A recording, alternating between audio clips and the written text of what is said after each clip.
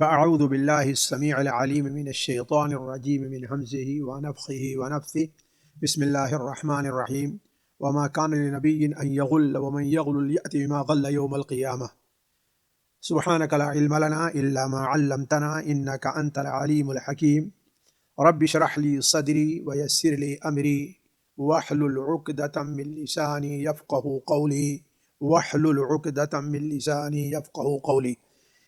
عزیز ساتھیوں اور پیارے بھائیوں، غنیمت کا مال اس مال کو کہتے ہیں جو جنگ میں کافروں پر غلبہ کے بعد حاصل ہوتا ہے۔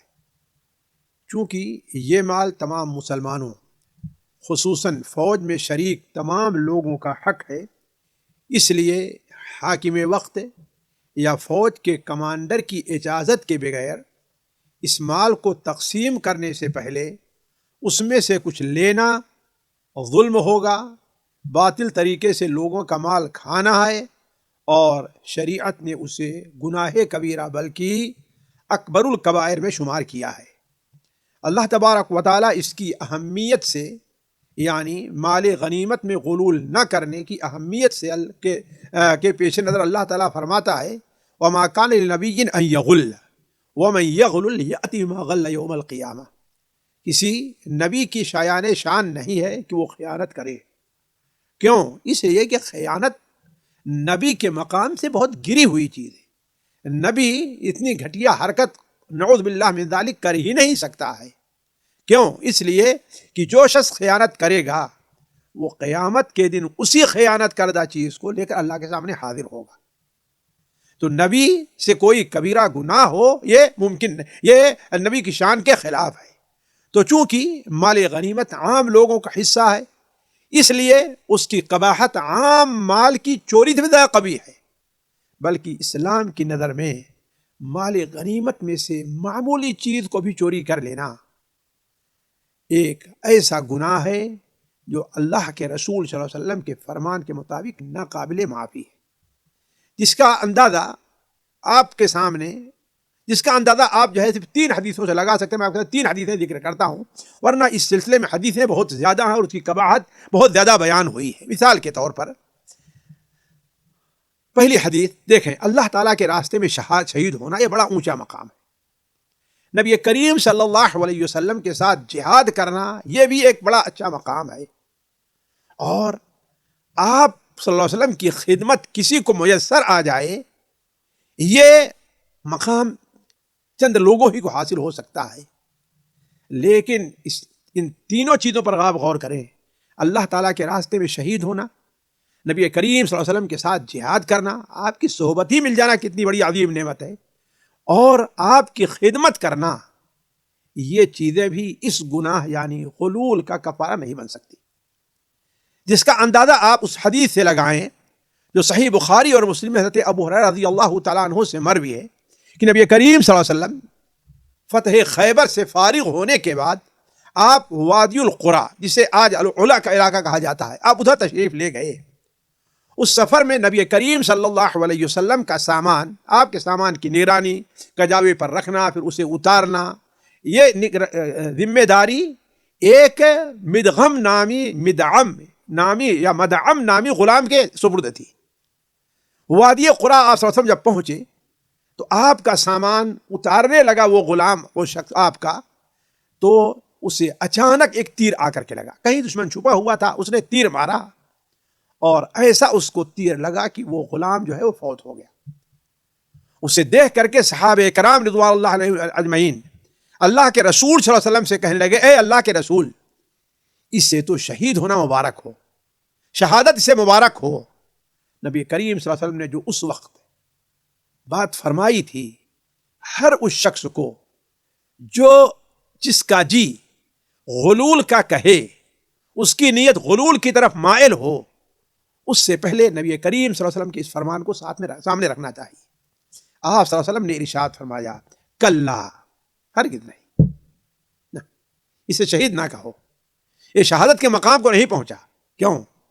کلا والذی نفسی بیدی، صحیح بخاری اور مسلم کی روایت ہے، ہرگز ایسا نہیں ہے جیسا تم لوگ کہہ رہے ہو، اس ذات کی قسم جس کے ہاتھ میں میری جان ہے، ان الشملہ التی اصابها یوم خیبر من المغانم لم تصبها المقاسم لتشتعل علیہ نارا. وہ چادر جسے اس نے خیبر کے موقع پر مال غنیمت تقسیم ہونے سے پہلے لے لیا تھا، مال غنیمت تقسیم ہونے سے پہلے اس نے اس چادر کو لے لیا تھا، وہ چادر قبر میں عالم برزخ میں اس کے اوپر آگ کے شعلے بن کر بھڑک رہی ہے. یہ سن کر صحابہ کرام سخت پریشان ہوئے کہ غلول مال غنیمت کے اندر چوری کر لینے کا، خیانت کا اتنا بڑا گناہ ہے. تو ایک صحابی جو آپ کے ساتھ شریک تھے، انہوں نے ایک یا دو تسمہ جانتے ہیں؟ تسمہ وہ چھوٹا سا دھاگا جسے جوتے کو باندھا جاتا، ہمارا فیتا کہتے ہیں. وہ اس لیے کہ اس نے اسے یہ نہیں سمجھا کہ ہاں بھائی یہ کوئی بھی بڑی چیز ہے، معمولی چیز اٹھا لو اسے اچھا لگا اور لے لیا. تو وہ شخص جب یہ بات آپ صلی اللہ علیہ وسلم سنی کہ معاملہ اتنا گمبھیر ہے، اتنا خوفناک ہے، تو آپ صلی اللہ علیہ وسلم کے سامنے ایک یا دو تسمے لا کر کے پیش کر دیا اور آپ کے سامنے رکھ دیا. آپ صلی اللہ علیہ وسلم نے ارشاد فرمایا شراکن او شراکان من نار، یہ تیرے لیے دھاگے کا، رسی کا تسمہ نہیں ہے، فی الواقع یہ آگ کا تسمہ ہے. ایک تسمہ یا دو تسمہ ہے، یعنی اگر تو اسے نہیں دیتا تو اس کے عوض تجھے آگ میں جلایا جاتا. دوسری حدیث جو صحیح بخاری، سنن ابو داؤد وغیرہ میں اللہ کے رسول صلی اللہ علیہ وسلم سے مروی ہے، اسے مشہور صحابی حضرت زید بن خالد الجونی روایت کرتے ہیں. اس سے کا اندازہ آپ یہ لگائیں کہ یہ غلول اتنا برا فعل ہے کہ نبی رحمت جو ایک منافق، کھلے منافق کے لیے آپ جنازے کی نماز پڑھنے کے لیے تیار ہو گئے، لیکن ایسے شخص کی جنازے کی نماز آپ نے پڑھنے سے انکار کر دیا. وہ کون؟ جو مال غنیمت میں خیانت کیا تھا. چنانچہ حضرت زید بن خالد کی روایت جو سنن ابو داؤد میں، سنن نسائی میں، مسند احمد میں انشاءاللہ قابل اعتماد سند کے ساتھ مروی ہے، وہ بیان کرتے ہیں کہ خیبر کے موقع پر ایک شخص کا انتقال ہو گیا. تو اس کا ذکر اللہ کے رسول صلی اللہ علیہ وسلم نے کیا، اسے نہلایا دھلایا اور آپ کے سامنے لا کر کے اسے پیش کر دیا. آپ صلی اللہ علیہ وسلم کے سامنے جنازہ پیش کیا گیا تو آپ نے فرمایا صلو علی صاحبکم، جاؤ اس کی جنازے کی نماز پڑھو، میں اس کی جنازے کی نماز نہیں پڑھتا. یہ سن کر کے صحابہ کرام رضوان اللہ علیہم اجمعین کے چہرے سے پریشانی ظاہر ہونے لگی. فتغیرت وجوہ الناس لذلک، یہ سن کر کے صحابہ کرام کے چہرے پر پریشانی کے آثار نمایاں ہو گئے. تو آپ نے فرمایا پریشان نہ ہو، ان صاحبکم غل فی سبیل اللہ، یہ تمہارا ساتھی جو ہے اس نے اللہ تبارک و تعالیٰ کے راستے میں جو اس نے جہاد کیا، اس موقع پر اس نے مال غنیمت سے خیانت کی ہے، لہذا میں اس کے جنازے کی نماز نہیں پڑھتا، لیکن چونکہ یہ کفر نہیں ہے، کافر ہوتا نہیں اس سے انسان، لہذا تم اس کے جنازے کی نماز پڑھ لو جا کر کے. صحابہ کرام کہتے ہیں کہ لیکن بظاہر کوئی چیز ہم کو دکھائی نہیں دیت رہی تھی کہ کیا اس نے چرایا ہے. تو کہا جب ہم نے سامان کو اس کے تلاش کیا، کھولا، تو ہم کیا دیکھتے ہیں کہ اس میں چند مونگے ملے ہمیں. مونگے یہ قیمتی پتھر ہو سکتے ہیں، یہ موتیاں ہو سکتی ہیں، یعنی ہیرے جواہر نہیں ہے، مونگے چھوٹے سے جیسے ہار وغیرہ میں بچیاں عورتیں پہنتی ہیں، جس کی قیمت 2 درہم کے برابر بھی نہیں تھی. سبحان اللہ، ذرا دیکھیں جو 2 درہم کیا اہمیت رکھتی ہے. تو جس کی قیمت 2 درہم کے برابر بھی نہیں تھی، وہ 2 مونگے ہم کو ملے. آپ صلی اللہ علیہ وسلم نے اسی وجہ سے، اسی خیانت چوری کی وجہ سے آپ صلی اللہ علیہ وسلم اس کے جنازے کی نماز پڑھنا چھوڑ دیا. بات آ گئی ہے تو ایک اور بات ذکر کر دوں، حدیث آپ کے سامنے، جس حدیث کو علامہ البانی اپنی صحیحہ میں بھی اس پر لمبی بحث کرتے ہیں اور صحیح قرار دیتے ہیں. طبرانی کبیر کے اندر وہ صحیح ترغیب و ترہیب میں بھی علامہ البانی اس کو رکھا ہے، اور وہ حدیث حضرت عوف بن مالک الاشجعی رضی اللہ تعالیٰ عنہ سے مروی ہے. وہ بیان کرتے ہیں کہ اللہ کے رسول صلی اللہ علیہ وسلم نے ارشاد فرمایا ایاکم الذنوب التي لا تغفر، بچو ان گناہوں سے جن گناہوں کی معافی نہیں ہے. ان کی معافی صرف اللہ کے حضور سچی توبہ ہے. اور سچی توبہ میں یہ بھی داخل ہے کہ اس چیز کو واپس کر دیا جائے. تو سچی توبہ ہے، ورنہ اس گناہ کی معافی نہیں ہے. صحابہ کرام نے کہا کون سے گناہ ہیں؟ آپ نے فرمایا پہلی چیز الغلول، پہلی چیز مال غنیمت سے خیانت. فمن غل شیئا اتى به یوم القیامہ، جو شخص کوئی چھوٹی سی چیز بھی، معمولی چیز بھی چرا لیتا ہے مال غنیمت سے، تو وہ قیامت دن اس حال میں حاضر ہوگا کہ وہ اس کے ساتھ رہے گی، ساری دنیا کے سامنے وہ رسوا ہو رہے گا. وَأَكَلُ الرِّبَا، اور دوسرا کیا ہے؟ سود کھانے والے، اس کی بھی معافی نہیں ہے. اس لیے کہ جو شخص سود کھائے گا بعث یوم القیامت مجنونا یتخبط، وہ شخص قیامت کے دن اس حال میں اٹھایا جائے گا کہ مجنون ہوگا، اور وہ مجنون کے طریقے سے پلٹیاں کھا رہا ہوگا. تو کہنے کا مطلب یہ ہے ساتھیو، مال غنیمت میں خیانت یہ بہت بڑا گناہ ہے. اس گناہ سے انسان کو پرہیز کرنے کی ضرورت ہے، ورنہ اس کی عاقبت کو برباد کر دینے کے لیے یہ کافی ہے. لیکن مجھے جو کہنا ہے، آپ بھی تعجب کر رہے ہوں گے کہ مال غنیمت کا آج ہمارے ہاں تصور کم ہے، نہ آج اسلامی جہاد اللہ ماشاء اللہ کہیں رہ گیا ہے، نہ تو مال غنیمت سے ہمارا کیا تعلق ہے. لیکن اسے معمولی نہ سمجھیے، جسے آپ لوگ کہتے ہیں ایزی نہ لے لیجیے، یہ معمولی چیز نہیں ہے. اس لیے کہ اس حکم میں علماء نے ہر اس مال کو شمار کیا ہے جس میں عام لوگوں کا حصہ ہے، کسی ایک آدمی کا نہیں. جیسے حدیثوں سے بات کا پتہ چلتا ہے، جیسے زکوٰۃ کا اصول شدہ مال، یعنی جو زکوٰۃ کا مال کوئی اصول کرنے گیا، اس لیے زکوٰۃ کا مال جو آتا ہے حاکمت کسی ایک آدمی کا حصہ نہیں ہے. اس میں خیانت کرنا، اس میں سے کچھ لے لینا، اس میں سے اپنے لیے فیصد متعین کر لینا، آج کل نعوذ باللہ من ذالک جیسے چلیں گے 50 60% لوگ اس میں سے لے رہے ہیں. وہ لوگ خوف کریں اس بات کا کہ کس جرم کے اندر اپنے آپ کو ملوث کریں اور اپنے آپ کو دھوکہ دے رہے ہیں. یہ تختانون انفسکم میں داخل، اپنے آپ کو دھوکہ دینے میں داخل ہے. اسی طریقے سے کسی قومی فنڈ میں جمع شدہ مال، جیسے کسی مسجد اور مدرسے کا مال ہو، یا یتیم خانے کے لیے جمع شدہ مال ہو، اس قسم کے تمام مال جس میں کسی ایک کی ملکیت نہیں ہے، وہ قوم کا حصہ ہے، اس میں ناجائز تصرف کرنا، اس میں سے لے لینا یا کسی ایسے شخص کو دینا جو اس کا مستحق نہیں ہے، یہ بھی اس حکم کے اندر داخل ہے اور گناہ کبیرہ ہے. میں مثال کے طور پر بعض لوگوں کو تعجب ہوگا، لیکن امام ذہبی رحمہ اللہ اپنی کتاب الکبائر میں نقل کرتے ہیں 19واں کبیرہ الغلول من الغنیمت ومن بیت المال والزکاة.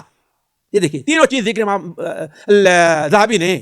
غلول صرف مال غنیمت ہی نہیں گویا، اصل مال غنیمت ہے، لیکن جو چیز بھی اس حکم میں ہوگی اس کو اس پر قیاس کیا جائے گا. تو کیا کہا امام ذہبی نے؟ 19واں کبیرہ مال غنیمت، بیت المال اور زکوٰۃ کے مال میں خیانت سے کام لینا ہے. پھر امام ذہبی رحمہ اللہ نے اس کی ایک دلیل ذکر کی ہے.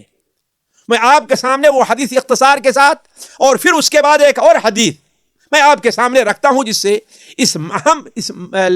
اس گناہ کی قباحت کا اندازہ آپ کو ہو اور یہ معلوم ہو کہ یہ غلول جو ہے وہ صرف مال غنیمت ہی سے خیانت کرنے کے اندر داخل نہیں، بلکہ اور بھی چیزیں اس میں داخل ہو سکتی ہے. تو پہلی حدیث صحیح بخاری اور صحیح مسلم میں حضرت ابو حمید ساعدی رضی اللہ تعالیٰ عنہ سے مروی ہے. وہ بیان کرتے ہیں کہ اللہ کے رسول صلی اللہ علیہ وسلم نے بنو سلیم جو تھے ان کے صدقات، ان کی زکوٰۃ کے اصولی کے لیے ابن اللطبیہ نام کے ایک لقب کے ایک شخص کو آپ صلی اللہ علیہ وسلم نے بھیجا. جب وہ واپس آیا اور آپ اس کا حساب لینے لگے کہ لاؤ کیا کیا لے کر کے آئے ہو، تو اس نے کہا اے اللہ کے رسول صلی اللہ علیہ وسلم، یہ آپ لوگوں کا زکوٰۃ کا مال ہے اور یہ جو حصہ ہے یہ مجھے ہدیتاً دیا گیا ہے، ہدیہ کے طور پر. آپ صلی اللہ علیہ وسلم جب کہ بڑے ہی نرم دل تھے، لوگوں سے بڑی نرمی سے بات کرتے تھے، آپ کسی کا دل دکھانا نہیں چاہتے تھے، لیکن یہ معاملہ شریعت کا ہے. آپ نے کیا بیان فرمایا؟ فَحَلَّا جَلَسْتَ فِي بَيْتِ أَبِيكَ وَأُمِّكَ. کیا کہہ رہا ہے؟ یہ ہدیہ ہے، تو اپنے ماں باپ کے گھر بیٹھا کیوں نہیں رہا؟ تو میں دیکھتا کہ ہاں تو ہدیہ آ رہا ہی نہیں آ رہا یہاں پر. تو کام کے لیے گیا تھا، کس کے؟ زکوٰۃ کے اصولی کے لیے، رشتہ داری نبھانے کے لیے، مہمان بن کر نہیں گیا تھا. لہذا جو کچھ تجھے تھوڑا زیادہ مل رہا وہ لا کر کے حاضر کر دے.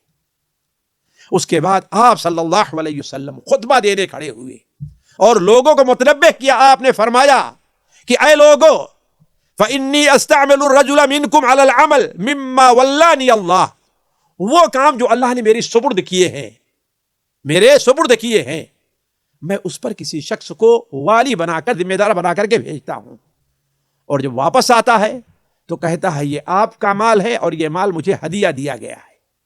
تو میں کہتا ہوں کہ وہ شخص اپنے ماں باپ کے گھر بیٹھا کیوں نہیں رہا، تو میں دیکھتا کہ کیا اس کے پاس ہدیہ آ رہا ہے۔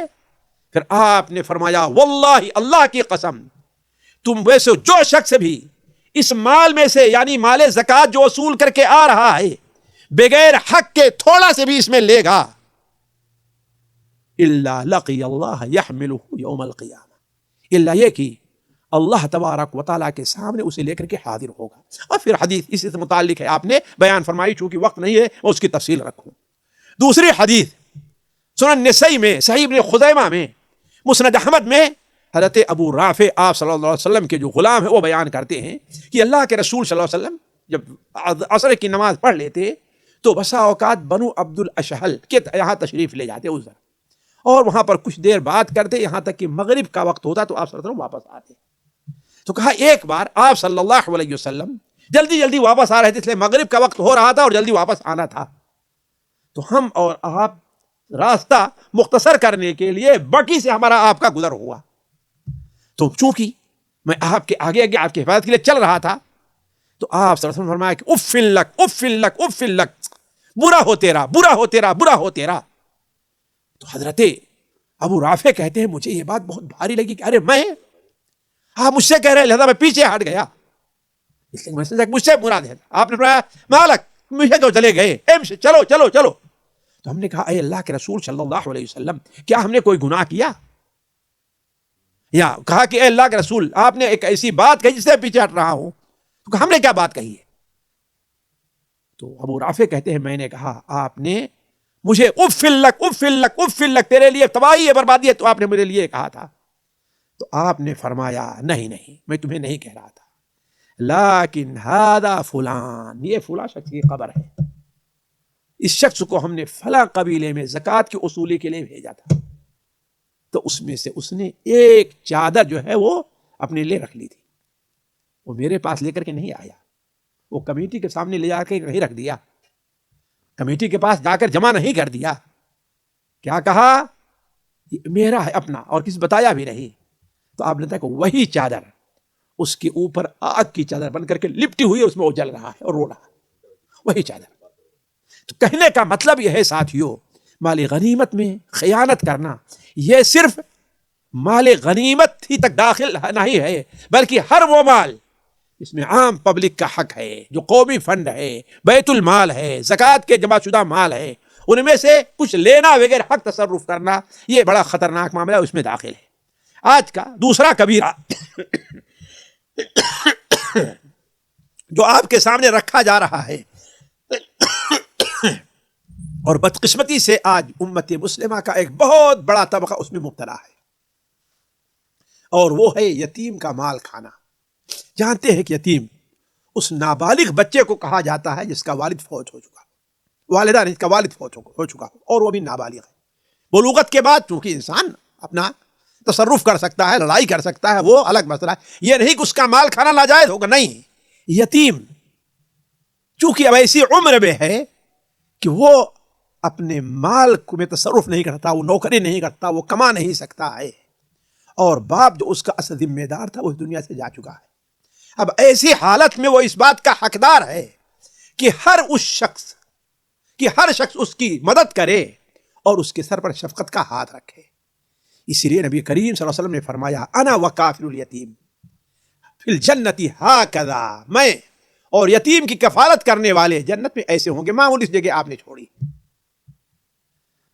اور اس کے برخلاف اللہ کے رسول صلی اللہ علیہ وسلم نے یتیم کا سہارا بننے کے بجائے وہ شخص جو اسے اجاڑ رہا ہے اور اس کے مال کو ناجائز طریقے سے کھا رہا ہے، تو آپ صلی اللہ علیہ وسلم نے اسے جہنم میں جانے والا، لے جانے والا عمل قرار دیا۔ سورہ نساء میں اللہ تعالیٰ فرماتا ہے ان الذین یأکلون اموال الیتامی ظلما، وہ لوگ جو یتیموں کا مال ظلم سے ہڑپ کر دیتے ہیں، انما یأکلون فی بطونہم نارا، وہ لوگ اپنے پیٹ میں چاول، روٹی، سالن، کھانا، پھل نہیں بھر رہے ہیں، بلکہ وہ لوگ اپنے پیٹ میں آگ بھر رہے ہیں، اور انہیں جہنم میں ڈالا جائے گا تو اوپر سے آگ جلا رہی ہوگی اور نیچے سے یہ جو یتیم کا مال کھایا ہے اندر سے وہ ان کو جلا رہا ہوگا۔ اس سے اندازہ لگائے کہ یہ کس قدر کا ہے۔ بلکہ اگر آپ غور کریں، بلکہ میں آج سوچ رہا تھا، جب اس موضوع کے بارے میں کچھ سوچ رہا تھا کہ قرآن مجید میں اللہ تبارک و تعالی نے یتیم کا مال ہڑپ کرنا، یتیم کے حق کو نہ دینا، یہ اللہ تعالیٰ نے مومنوں کا نہیں بلکہ کافروں کا عمل قرار دیا ہے، ان کافروں کا جو کافر آخرت پر ایمان نہیں لے آتے۔ مثال کے طور پر یہ صورت ہر انسان کو یاد ہوگی، ارائیت الذی یکذب بالدین، کس کو نہیں یاد ہے؟ کیا آپ نے دیکھا اس شخص کو بھی جو قیامت کے دن کو، آخرت کے دن کو، بدلے کے دن کو جھٹلا رہا ہے؟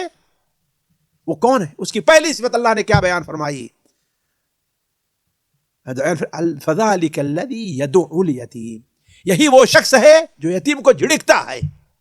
یعنی یتیم کو جھڑکنا جب اس حکم ہے تو یتیم کا مال کھانا کس بڑے جرم کا ارتکاب کرنا ہوگا۔ اسی طریقے سے سورہ الفجر میں اللہ تبارک و تعالی نے آخرت کا جو منکر ہے، اللہ تعالیٰ کے فیصلے پر جو راضی نہیں ہے، اس کی صفات بیان کرتے فرماتا ہے کلا بل لا تکرمون الیتیم ولا تحاضون علی طعام المسکین وتأکلون التراث اکلا لما وتحبون المال حبا جما۔ نہیں، تم لوگ یتیم کی تکریم نہیں کرتے، یتیم کو ان کا حق نہیں دیتے۔ تو ساتھیوں، کہنے کا مطلب یہ ہے یتیم کے ساتھ بدسلوکی کرنا، اس کے اوپر شفقت کا ہاتھ نہ رکھنا، اس سے ساتھ مہربانی سے کام نہ آنا، یہ قرآن مجید میں جہنم میں لے جانے والا کام اور مؤمنوں کا نہیں بلکہ کافروں کا عمل بتلایا گیا ہے۔ اسی لیے آپ دیکھیں گے نبی کریم صلی اللہ علیہ وسلم نے اپنی ایک نہیں، دو نہیں، متعدد حدیثوں میں یتیم کا مال ہڑپ کرنے کو سب سے بڑے گناہوں میں قرار دیا ہے۔ چنانچہ ایک حدیث جو صحیح بخاری اور سنن ابو داؤد وغیرہ میں بلکہ صحیح مسلم میں حضرت ابو ہریرہ سے مروی ہے کہ اللہ کے رسول صلی اللہ علیہ وسلم نے ارشاد فرمایا اجتنبوا السبع الموبقات، اے لوگو 7 برباد کرنے والے گناہوں سے بچو۔ صحابہ نے عرض کیا یا رسول اللہ وہ کون سے ہیں؟ آپ نے فرمایا اللہ تعالیٰ کے ساتھ شرک کرنا، جادو کرنا، کسی معصوم جان کو مارنا، اور چوتھے نمبر پر آپ بیان فرمائے یتیم کا مال کھانا۔ آپ صلی اللہ علیہ وسلم کے نزدیک یہ چیز اس قدر اہم تھی کہ آپ صلی اللہ علیہ وسلم نے ایک بار بنو حزم کی طرف چند اسلامی احکام سے متعلق آپ نے ایک خط لکھا، تو ان میں خصوصی طور پر اللہ کے رسول صلی اللہ علیہ وسلم نے یتیم کے حقوق کی ادائیگی پر ان کی توجہ دلائی۔ جیسا کہ صحیح ابن حبان وغیرہ میں اللہ کے رسول صلی اللہ علیہ وسلم کا فرمان ہے کہ ان اکبر الکبائر، یعنی اس خط میں تھا کہ ان اکبر الکبائر عند اللہ یوم القیامہ، سب سے بڑے بڑے گناہ اللہ تعالیٰ کے نزدیک جو قیامت کے دن پیش ہوں گے وہ کون سا ہے؟ اللہ کے ساتھ شرک کرنا، اور کسی مومن جان کو بے ناحق قتل کرنا، میدان جنگ سے بھاگ کر کے آنا، والدین کی نافرمانی کرنا، مسلمان پاک باز جو عورت ہے اس پر زنا کی تہمت لگانا، اور جادو کرنا، سود کھانا، اور کیا وَأَكْلُ مَالِ الْيَتِيمِ، یتیم کا مال کھانا۔ تو کہنے کا مطلب یہ ہے ساتھیوں کہ یتیم کا مال کھانا شریعت کے اندر ایک ایسا جرم ہے کہ اس جرم کی سزا اللہ تبارک و تعالیٰ نے آگ ٹھہرائی ہے۔ بلکہ اگر آپ دیکھیں تو قرآن مجید میں اللہ تبارک و تعالیٰ نے یتیم کا مال کھانے کو کس قدر قبیح قرار دیا ہے۔ اللہ تعالیٰ فرماتا ہے کہ یہ اللہ تعالیٰ نے فرمایا کہ وَآتُوا الْيَتَامَى أَمْوَالَهُمْ، اے لوگو یتیموں کے مال کو انہیں پاس حوالے کر دو۔ وَلَا تَتَبَدَّلُوا الْخَبِيثَ بِالطَّيِّبِ، ان کے مال کے بارے میں تمہیں اتنی بھی اجازت نہیں ہے کہ ان کا مال اچھا ہو وہ تم اپنے کام میں لے لو اور اس کے بدل اس سے خراب مال دو، نہیں، ان کا مال جیسا ہے وہی دو۔ وَلَا تَأْكُلُوا أَمْوَالَكُمْ إِلَىٰ أَمْوَالِكُمْ، اور ان کے مال کو اپنے مال میں ملا کر کے نہ کھاؤ، کیوں؟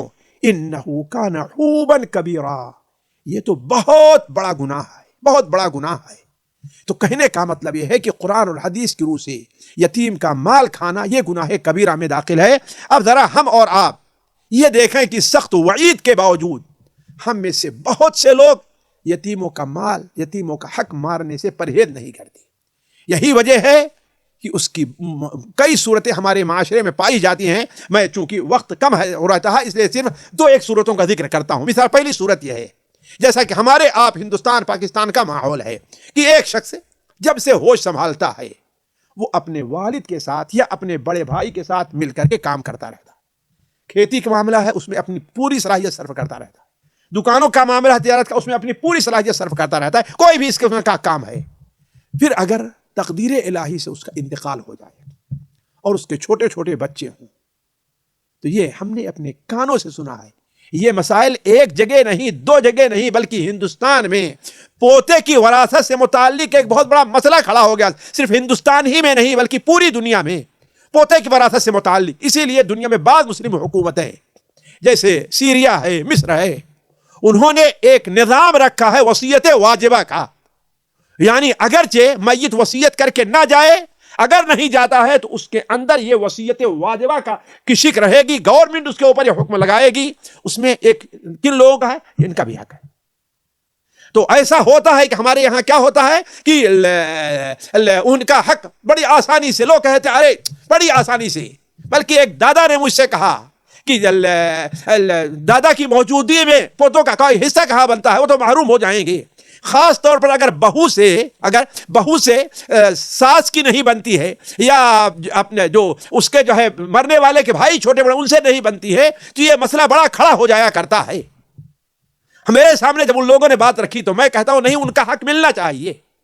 ان کا حق اگر اس طریقے سے نہ ملے کہ ہاں میراث میں جیسے بیٹے اور بیٹیوں کا حصہ ان کا حصہ لگے، لیکن اللہ تعالیٰ نے مرنے والے کو، ایک مسلمان کو وصیت کرنے کا حکم دیا ہے نا، کہ دادا ایسا کرے اپنے مال میں سے 1/3 کے قریب ان کے لیے وصیت کر دے، اپنی زندگی میں اس بہو کے یا بچوں کے لیے وقف کر دے۔ یہ تو شریعت کے اندر موجود ہے کہ موجود نہیں ہے؟ اس لیے کہ اگر وہ شخص اس کو 10% بھی اگر یہ معلوم ہوتا کہ میرے بچوں کو لاوارث چھوڑ دیا جائے گا، تو ایک دن بھی آپ کے ساتھ رہنے کے لیے تیار نہیں ہوتا۔ اور کم سے کم اپنے بچے کے لیے ایک کمرہ ہی صحیح، ایک کوئی گھر تو بناتا ہے نہیں بناتا جہاں رہنے کے لیے، ناکارہ سے ناکارہ کوئی آدمی ہوگا تو کم سے کم اتنا تو ضرور کر لے گا یا نہیں کر لے گا؟ اور آج پوری صلاحیت اس نے آپ کے ساتھ صرف کر دی، بسا اوقات بڑی محنت سے کام لیتا رہا ہو، اور آج اس کے بچوں کو روڈ پر کر دیا جا رہا ہے کہ یتیم اس کوئی حق نہیں دیا، یتیم کا مال کھا لیا جا رہا۔ اسی طریقے سے دوسری صورت ہوتی ہے کہ میت کی وفات کے وقت بعض بچے چھوٹے ہوتے، بعض بڑے ہوتے ہیں، تو ظاہر بات سردار بن کر کون بیٹھتا ہے؟ بڑا بھائی بیٹھتا ہے۔ اس میں اس کے بھائی چھوٹے بعض کیا ہیں، وہ نابالغ رہا کرتے ہیں، جن کے اوپر یتیم ہونے کا حکم لگتا ہے، بچیاں رہتی ہیں۔ تو شروع میں تو ٹھیک ہے، ان کی پڑھائی کا اور وہ سارا انتظام وہ کرتا رہتا ہے، لیکن جب دیکھا کہ بالغ ہو گئے اور آپس میں ناچاکی، تو اس وقت کیا ہوتا ہے کہ میراث تقسیم کرنے میں جان بوجھ کر کے لوگ تاخیر کرتے ہیں، یہاں تک کہ بسا اوقات میراث کو بیچ کر کے اس سے اپنا کاروبار شروع کرتے اور کہتے ہیں یہ کاروبار تو ہم نے شروع کیا، جبکہ اصل پیسہ کس کا؟ میراث کا ہے، اور ان کو محروم کر دیا جاتا ہے۔ اسی طریقے سے اور اگر غور کریں تو اللہ تعالیٰ نے جہاں یہ فرمایا وَلَا تَأْكُلُوا وَآتُوا الْيَتَامَىٰ أَمْوَالَهُمْ، اس کے پیچھے یہی چیز ہے کہ میراث سے انہیں محروم نہ کیا جائے، میراث سے ان کا حق دیا جائے۔ اسی طریقے سے بسا اوقات ایک شخص یتیم کے مال کا ولی اور ذمہ دار بنتا ہے، اب وہ کیا کرتا ہے؟ اس میں صحیح نگرانی کرنے کے بجائے لاپرواہی سے کام لیتا ہے اور اس مال میں غیر ضروری تصرف کرتا ہے، جس کی وجہ سے بچے محروم رہ جاتے ہیں۔ علی کل حال یہ چیز ہمیشہ ذہن میں رکھنے کی ہے کہ یتیم کے مال کی حفاظت شریعت نے اس کی حفاظت کی ذمہ داری مسلمانوں کے اوپر رکھی ہے، اولیاء پر رکھی ہے۔ ان میں کسی بھی قسم کا تصرف کرنا یہ شریعت کی نظر میں گناہ کبیرہ ہے، اور عام لوگوں کے جو حقوق ہیں، ایک بالغ کے حقوق، ان کے حقوق کے معاملے میں اس حقوق کی زیادہ اہمیت دی گئی ہے۔ اسی لیے نبی کریم صلی اللہ علیہ وسلم نے ارشاد فرمایا اللہم احرج علیک حق الضعیفین الیتیم والمرأة، اے اللہ تعالیٰ میں لوگوں کو یتیم اور عورت، ان دونوں ضعیف جو ہیں، ان کے حقوق میں ناجائز تصرف کرنے سے لوگوں کو حرج میں ڈالتا ہوں، یعنی وہ بتا رہا ہوں کہ وہ گناہ کا کام کر رہے ہیں۔ تو اللہ تبارک و تعالیٰ سے دعا ہے کہ اللہ تبارک و تعالیٰ ہمیں اور آپ کو ہر قسم کے کبائر سے بچنے کی توفیق عطا فرمائے. باقی جو کبائر رہ گئے ہیں انشاءاللہ وہ کسی اور مجلس میں آپ کے سامنے رکھے جائیں گے، کیونکہ جانتے ہیں یہ آخری عشرہ ہے جس میں آپ لوگ بھی اللہ تعالیٰ کی عبادت میں مشغول رہیں گے اور دوسری بھی انسان کی ضرورتیں رہتی ہیں. اس لیے آج 27ویں شب بھی ہے، اس سلسلے کو یہیں پر روکا جا رہا ہے. پھر آگے انشاءاللہ ہماری آپ کی زندگی رہے گی انشاءاللہ تو اس سلسلے کو تفصیل کے ساتھ رکھا جائے گا. والسلام علیکم ورحمۃ اللہ وبرکاتہ. سامعین اکرام، ہمارے علمی اور عوامی دروس اور سوال و جواب کی مجلسوں سے آپ خود بھی مستفید ہوں اور اپنے دوست و احباب کے ساتھ بھی شیئر کریں. عین ممکن ہے کہ آپ کے شیئر سے کسی کی اصلاح اور آپ کے لیے صدقہ جاریہ بن جائے. واٹس ایپ پر اسلامک میسج حاصل کرنے کے لیے نمبر نوٹ فرمائیں: یعقوب عزیز 00966 5089 59707. واٹس ایپ سوال و جواب گروپ میں ایڈ ہونے کے لیے نمبر نوٹ فرمائیں: عبدالسلام عمری 00966 502627 622. نمبر بھیجتے ہوئے نام اور پتہ ضرور لکھیں. اسی طرح ہمارے یوٹیوب چینل اسلامی دعویٰ کو ضرور سبسکرائب کریں تاکہ ہماری ہر نئی اور اہم ویڈیو کی اطلاع آپ کو فوری حاصل ہو جائے. تمام دروس، مقالات اور سوال و جواب سیریز کے لیے ہماری مشہور ویب سائٹ www.islamidawah.com کا مشاہدہ کرتے رہیں. السلام علیکم ورحمۃ اللہ وبرکاتہ.